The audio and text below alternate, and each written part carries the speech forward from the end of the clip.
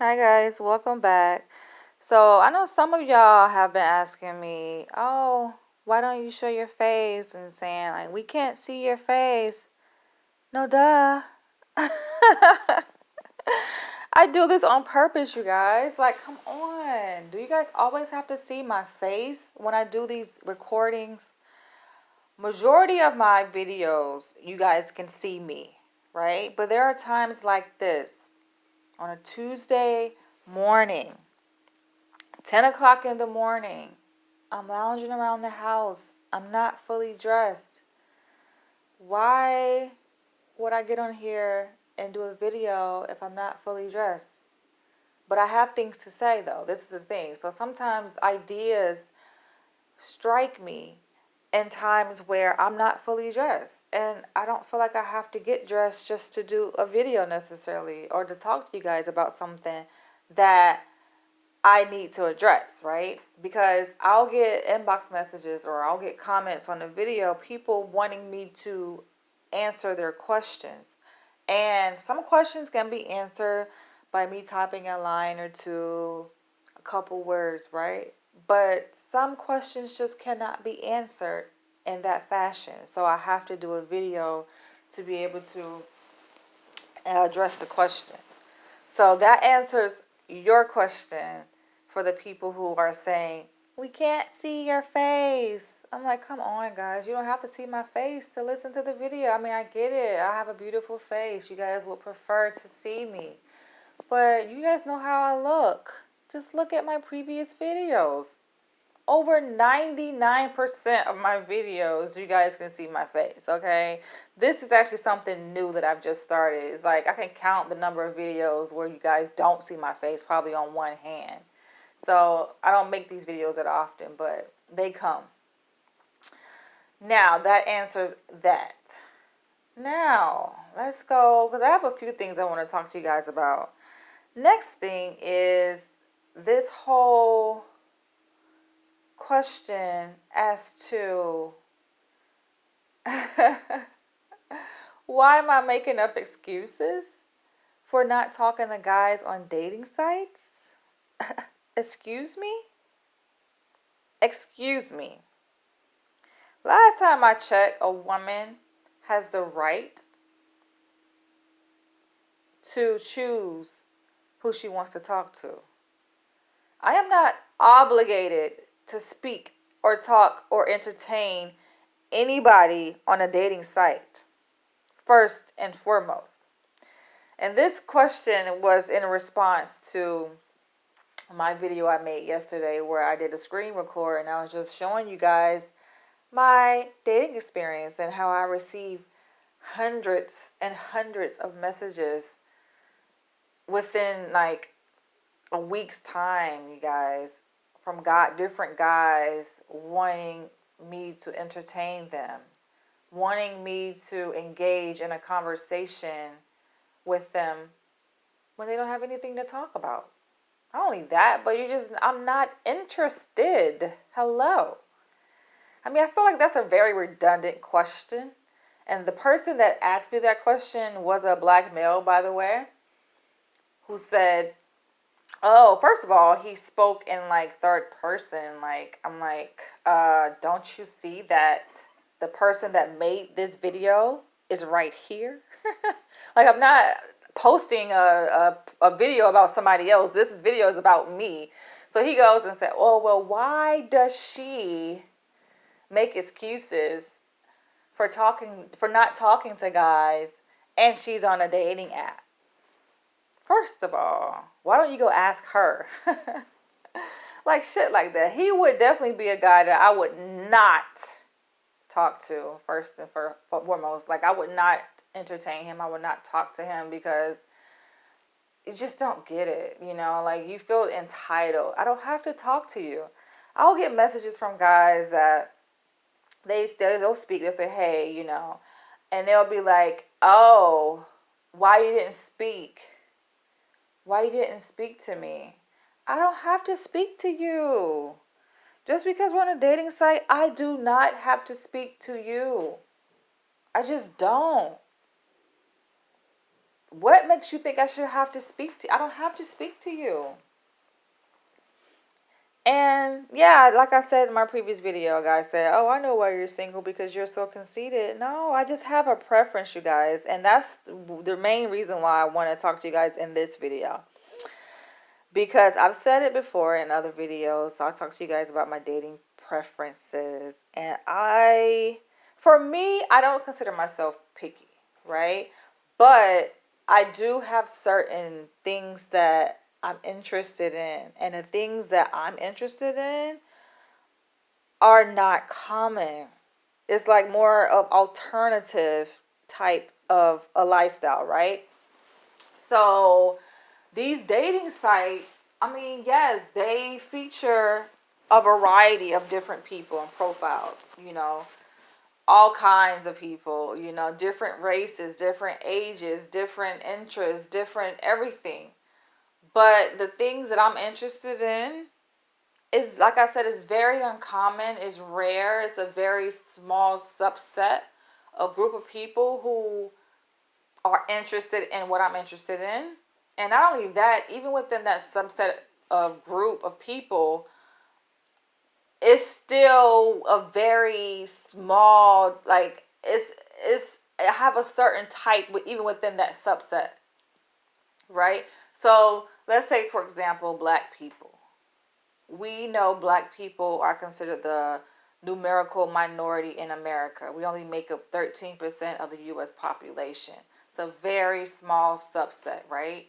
But even just because a person may have a preference for a black person doesn't mean that, oh, well, you just have all these millions of black people to choose from. Because even within that subset group, there's a certain preference. First and foremost, gender. Most people are heterosexual. Some people are homosexual. Some people are bisexual. People have preferences. It's a shame that I have to get on here and do a video and talk about this as if you guys don't already know this already, right? So with that, even within that, a person may have a preference for a black person. Then on top of that, you may have a preference for a female or a male. And then even within that, for me, I'm talking about my preferences. I have a preference for a dominant male.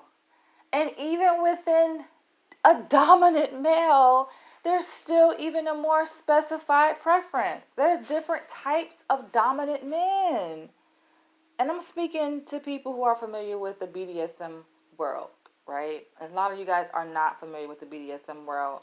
And this is the reason why I can't even engage in a conversation with most of you guys, because you're not on my frequency, you know?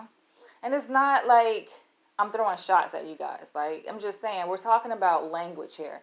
If we don't speak the same language, there's no point of having a conversation.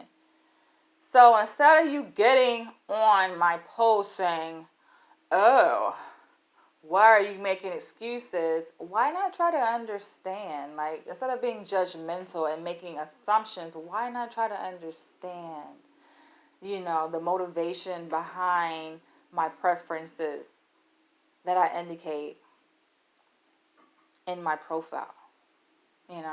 Like, people are just so annoying sometimes. So, in looking at my preference in a dominant man, there's a certain type. I like daddy doms. Nurturing, caring. Like, they have a sensitive side within them, but they still provide structure and discipline. I can have this conversation with the majority of the population because a lot of y'all you're socialized a certain way, you're conditioned a certain way, and that's cool. But I'm a different person. So I need to have this conversation with people who can identify with what I'm saying and who can relate to what I'm saying. Most of you guys just don't understand. So typically when people don't understand something, instead of trying to come to an understanding, they assume and they cast judgment. And that pretty much stops the conversation right there. Like, there's no point even having a conversation. There's no point even going forward with the conversation because you're casting judgment. So, but yes, I like certain things. And I'm open to different things, right? So I'll tell you guys a little bit about what I'm interested in and what I'm open to. So yes, I prefer a daddy dom male, right? And even with that, like, I don't have kids, so yes, I would prefer a guy who does not have kids. But it's not to say I'm not open to dating a guy if he has kids. But we have to have a conversation around this whole thing about kids, you know?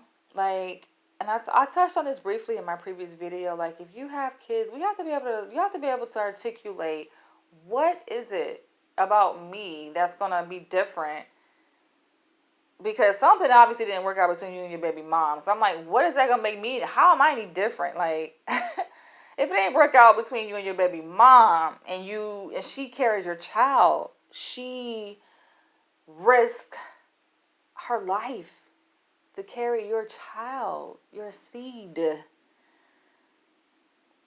for 9 months, and gave your child life, and brought your child into this world. Like, I don't think men, they don't value that whole process, right? So we can't have this conversation. Like, they don't even appreciate their own mothers, so let alone how they're going to appreciate their baby mama when they don't appreciate their own biological mother. But for a woman to do all of that and you not marry her, why would I, as a so-called potential woman that you are trying to express interest in, why would I feel secure in talking to you? Like, you don't grab my interest. It just does not grab my interest unless you can entertain a conversation that makes sense. And most men can't who have kids. They just can't, you know. They're like, when I ask them, okay, what happened? Like, why did things work out between you and your baby mom? They always point to blame. To me, that is very unattractive. I don't like a man who points blame on women. Like I said, I like dominant men. Dominant men are very mature. They take responsibility for their own actions. You know, yeah, it's not that they can't highlight certain areas of growth within their submissive woman, within, their partner. That to me is very admirable when a man can do that in a very respectful and tactful way. So I'm not saying that, oh, a man shouldn't be able to do that, but if the conversation starts with, oh, she did this, that shows lack of maturity, and you're still the same person. You have left that relationship, that previous relationship you had with your baby mom, unchanged. You're not a changed man. You don't have any deeper insight into who you are as a man. You don't know who you are. How can you lead me? How can you dominate me? So I ask questions that tap into a man's psyche. I mean, you guys know I study psychology. I am training to become a psychologist. So I come from a very different perspective. And I ask sometimes tough questions that men they get very defensive. And I'm just like, okay, if you're getting defensive, then it's because you feel very uncomfortable. And you're uncomfortable not because of the question I asked, but because of your lack of insight into who you are. And I'm pointing to you, I'm reflecting to you your own insecurities. That's what it is. And you're projecting those insecurities out in the way you express your answer, in the way you answer this question that I asked you. It's just like, no, but not all men. I'm not saying all men are like this, but some men, I can tell they get very defensive. I'm like, no, that's not a man that I'll be interested in. Complete turn off immediately. And it's not like I don't give men time to redeem themselves, because I do. But it's just, to me, it's just no. No, no, and no. Another thing is, like, just being financially secure, having your own place. To me, that is very sexy when a guy can say, you know what, I have my own place. And I ain't even saying you got a house, you gotta own a house. I mean, you would think in your 30s, yeah, a man, should have his own house. But I'm not even saying that. I'm just, have your own place. Like, why do you have roommates? I'm coming across men, and it's not all men, of course, but there are men, they don't even have their own place, but yet you want me to be interested in you? Like, how can you even have company? How can you invite someone over if you have roommates? You can't even have overnight guests. Like, I'm thinking long term. Like, my context comes from a long term thinking perspective. That's just it. So those are some things.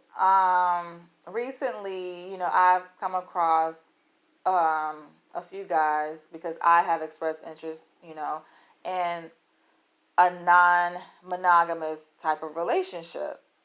And this is not something new. I've articulated this before in videos that I've made, but as far as dating is concerned, it's kind of new for me to express that interest um, in terms of dating.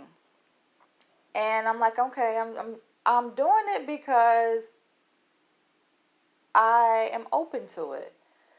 I'm open to it because I think it serves a purpose if it's done right. I could think a polygamous relationship can be very beneficial if it's done right. If a man knows how to do it right, and I think it takes a very smart, wise, intuitive, dominant man to be able to lead a polygamous relationship correctly. Some men just don't do it. So, my first question is, what's the purpose of this? I always didn't know the purpose, because I know a lot of people get into a polygamous relationships just because they want sex. They just want a lot of sex. And I get it. Be honest. If you just want to fuck, you just want a lot of sex, just say, I just want a lot of pussy. So having multiple women around me affords me the opportunity to have have a lot of sex. It makes sense. You know, but I'm just, guys, you got to be able to come correct. You got to know who you are. You coming across certain women. Certain women, you can get away with some things.